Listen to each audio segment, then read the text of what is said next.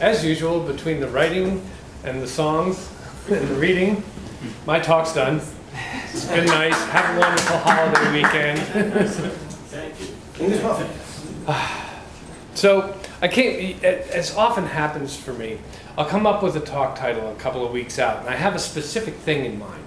And today's talk title was The Eye of the Storm. That's with an I, not an E-Y-E.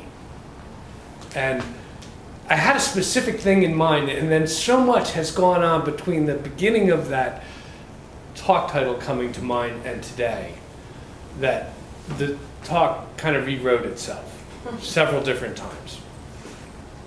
So what I was thinking is as per the reading, all thought is creative.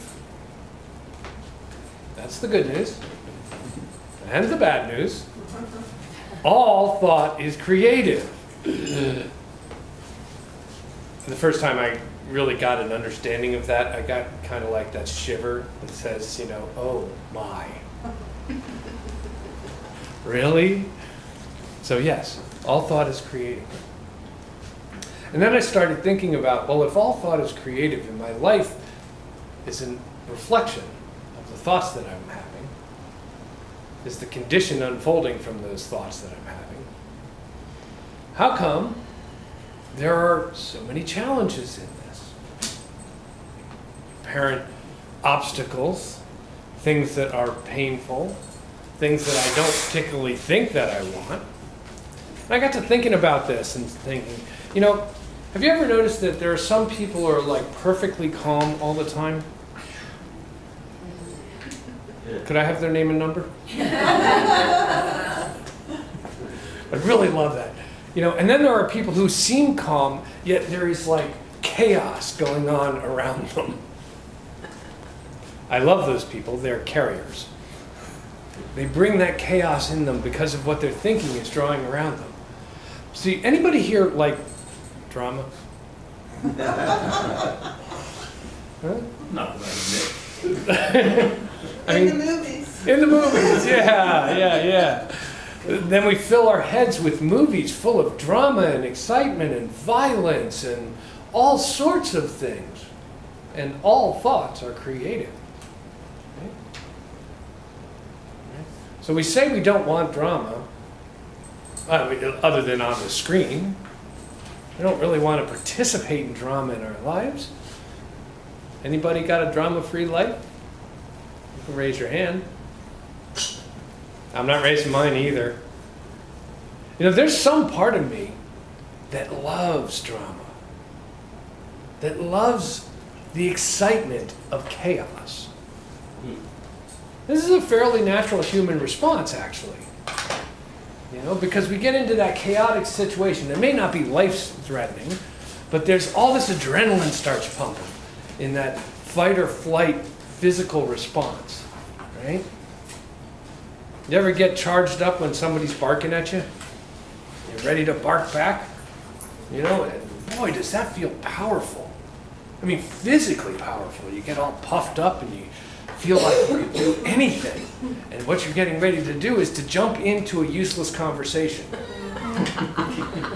Because most of the time, when some of these barking conversations are going on, what's going to happen is you're going to bark and bark back and bark some more, and it might get really loud and really obnoxious, and you're going to say things, and then in about 25 minutes or 25 days, you're going to have to make amends and rectify the situation within the relationship. Because actually, we're in relationship with people because love is unfolding in those relationships. And then we place expectations on it, and we start stirring the pot to create some wind for our personal little hurricane, right? To go buffeting somebody else out there. See, I was going to bring the storm reference in just because it was raining today. But we can get addicted to this feeling of excitement. We do all sorts of things to get that rush of excitement. We go to movies that have terrifying things on them just to get that feeling of adrenaline rush. We do things like jump out of airplanes and go skiing to get that adrenaline rush. We do things like instigate arguments we don't necessarily need to instigate. And part of what's going on is this is all of the thoughts that we have being creative in the world. Everybody want to live peacefully? Yes. Really? Do you live peacefully? Yeah, totally. Yeah, that's right. That's what Holmes was talking about. You know, we can say that we want to live in peace and then do things that actually are in contradiction to that idea, whether it's personally or collectively. We say we want peace, yet we do things that are unpeaceful. You're never going to have peace if you're being unpeaceful. You can't. You cannot be love and be hateful. You cannot go around expecting to have peace, joy, and harmony in all of your relations when you're not being peace, joy, and harmony in all of your relations. It's that simple. So here we have the storms that we create, and we get excited by the turbulence that we live in. You know, one of the things I've noticed about this, when we get into that fight and flight mode, and the adrenaline is pumping, there's a crispness to the experience of life. Anybody ever notice that? Things slow down a little bit. Everything looks a little clearer. The colors are a little brighter. We're aware of what's going on in that particular moment. And many of us have a challenge getting into that state other than in the fight or flight mode. Another reason why we can become addicted to these situations of drama is because there's a clarity that comes to that expression of experience when we have all of that energy pumping through us. And personally, for me, that's the part I like. I really don't like the aftermath of those situations. See? Just jumped right out of my skin. Everything's so clear to me now.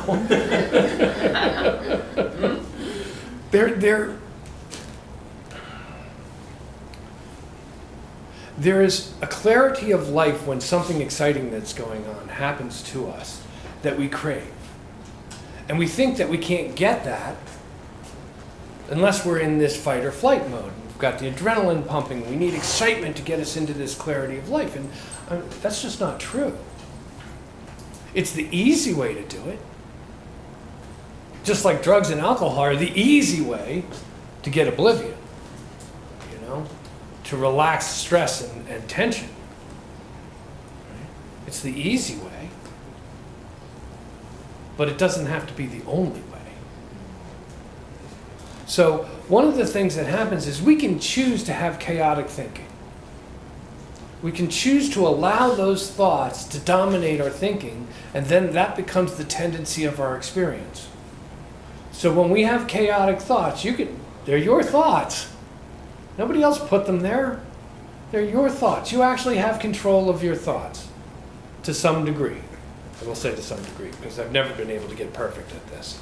You know, but you can, when you find yourself thinking, that person is, you know, and it's starting to raise your energy level, that's the point at which you can choose to have a different thought.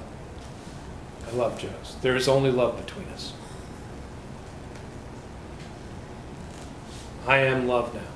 Whatever that thought that changes your direction of your thinking and brings in a greater tendency of love and peace and joy and harmony and abundance and all of the good that we want to have in our lives, that's the point of choice that we all have in each moment.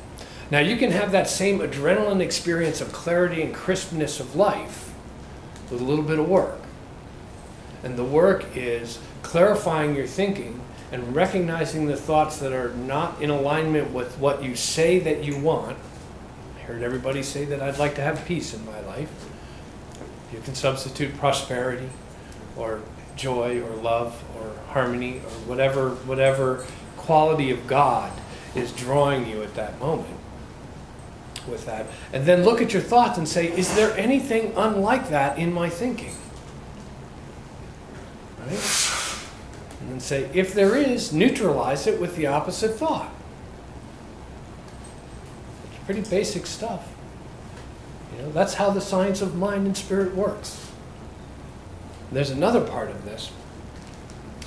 What happens is we get addicted not only to the adrenaline, but we get addicted to the chaotic thinking. Because when we have chaotic thinking, we can point outside ourselves and say, look, that's the problem. I have no clue. I'm confused. Spirit is never confused. Ever. It is absolute crystal clarity in all moments. And we are each an individualized expression of that same crystal clarity, that divine intelligence, that wisdom that is universal life itself in this moment now. So if you have confusion, you are just confusing yourself. There is clarity available in each and every moment if we choose not to have chaotic thinking. Now, sometimes that requires assistance, in whatever form it is, because sometimes our chaotic thinking gets so chaotic that we step off the boat for a while and go for a different ride. And maybe we need some assistance climbing back on board to whatever is peace for us. And that's okay, because this too is good. This too is God. I'm going to change this a little bit. I like paraphrasing nowadays, since we're in ad-lib mode today. So Emma Curtis Hopkins says, this too is good, this too is God, this too is for me now, and I demand to see the blessing in it. And you can stop before if you want. Wow. So, this too is good, this too is God, this too is for me now, and I demand to see the blessing in it.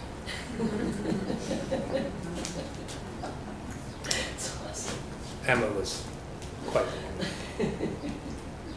So I prefer it this way. This too is good, this too is God, this too is for me now, and I accept the blessing in it. Because if you are demanding, you still ain't seen it. If you have not come to the clarity of what the blessing in whatever situation you're in at this very moment, then you haven't seen what the blessing is yet. So accept the blessing of the moment. Accept the situation as this is God unfolding. And that's where we can let go of our prejudices about what this should be, what this ought to be, what I used to think it was.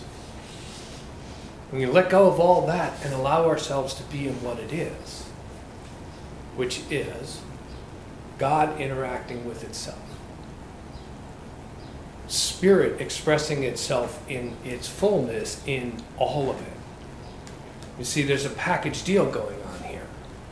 Life is all of this stuff, and it is our opportunity to clarify our thinking, to recognize that love is actually expressing through and as everything in each moment. That's the job of human, is to get to a clearer understanding that this is a spiritual experience.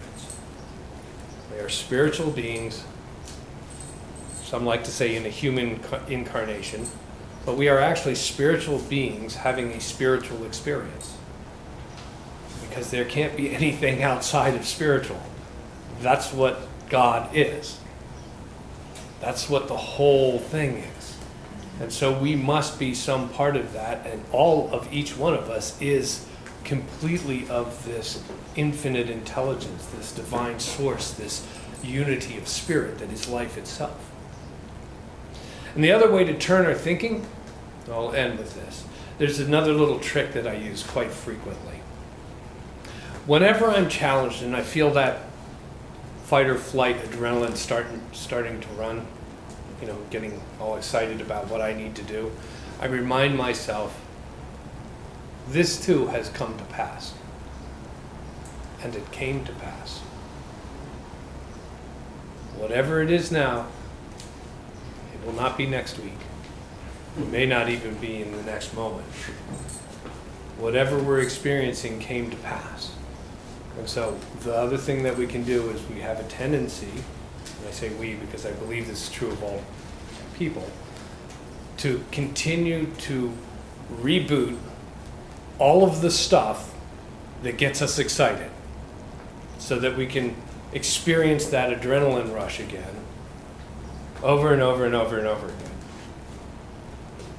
And then we can expect different results. That working for anybody?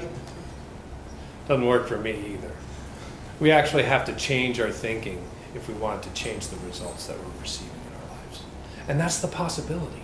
That's the opportunity. That's the golden moment for each one of us, is to recognize that I can be that good that I wish to receive in the world right now. And when we do, the rush is so much greater than the adrenaline rush of fight or flight that we too can become addicted to this spiritual truth. And by addicted, I mean habitually use the spiritual truth in your life. Right? That's kind of a good addiction, if you will. So I invite you, as you go through your week, as you go through your life, to take a breath, take a moment. Remember that this too shall pass, and choose what you want to be in that moment. You have the ability to be clear, to be love, to be joy. I know you are. Namaste.